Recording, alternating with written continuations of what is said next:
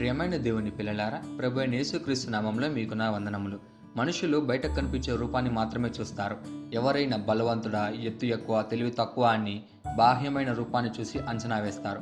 కానీ దేవుడు మాత్రం మనిషి హృదయాన్ని పరిశీలిస్తాడు. ఆయన దృష్టిలో బలమో సౌందర్యమో కాదు, హృదయం శుద్ధి, విశ్వాసం, అలాగే ఆయనను ప్రేమించే మనసు మాత్రమే ముఖ్యమైనవని ఈరోజు వాక్యం మనకు చెప్తుంది.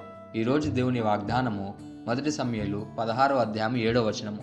1 సమూయేలు 16వ అధ్యాయం 7వ వచనం వాక్యం ఇలా ఉంది: మనుషులు పై రూపమును లక్ష్య పెట్టుదురు గాని యెహోవా హృదయమును లక్ష్య పెట్టును అని.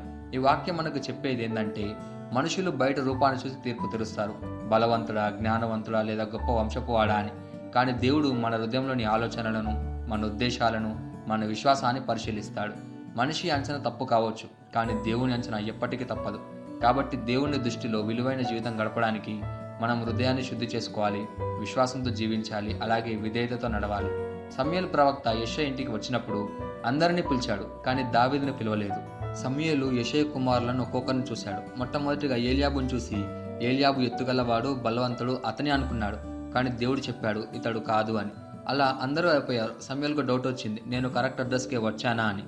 కానీ దేవుడు సమూయేలుతో చెప్పాడు, ఇంకొకడు ఉన్నాడు అని. అప్పుడు సమూయేలు యెషయాని అడిగినప్పుడు, ఇంకొక కుమారుడు ఉన్నాడు అని చెప్పాడు.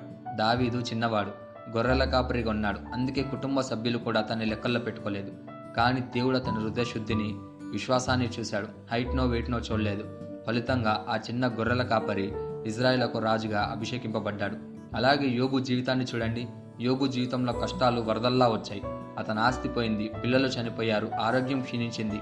స్నేహితులు, భార్య, బంధువులు అందరూ అతన్ని చూసి ఇలా అన్నారు: యోబు ఏదో తప్పు చేశాడు, అందుకే దేవుడు శిక్షించాడు అని రకరకాలుగా మాట్లాడారు.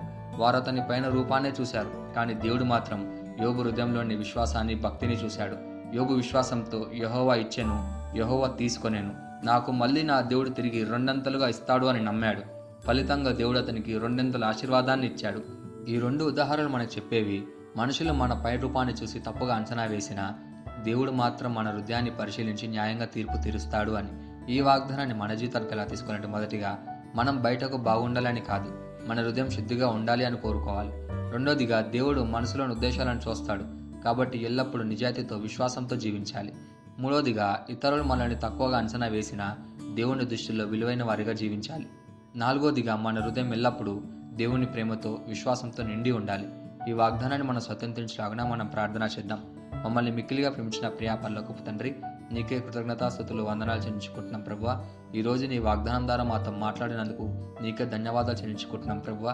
మనుషులు బయట రూపాన్ని చూసి తీర్పు తీరుస్తారు, కానీ నీవు మాత్రం మా హృదయాన్ని పరిశీలిస్తావని ఈరోజు నీ వాక్యం ద్వారా మాతో మాట్లాడినందుకు నీకే ధన్యవాదాలు చెల్లించుకుంటున్నాం ప్రభువా. నా హృదయాన్ని శుద్ధి చేయము, నీకు నచ్చే ఆలోచనలు, నీకు ఇష్టమైన విశ్వాసంలో నన్ను ఉంచేలా నన్ను మార్చుము ప్రభువా. ఇతరులు నన్ను అంచనా వేసినా నేను నీ దృష్టిలో విలువైన వాడిగా ఉండాలని కోరుకుంటున్నాను ప్రభువా. దావీదులాగా, అలాగే యోబులాగా విశ్వాసంతో నిలబడి నీ దృష్టిలో ప్రియుడనై జీవించేందుకు సహాయం చేయమని ప్రార్థిస్తూ యేసుక్రీస్తు నామమున అడుగుచున్నాము తండ్రి, ఆమేన్.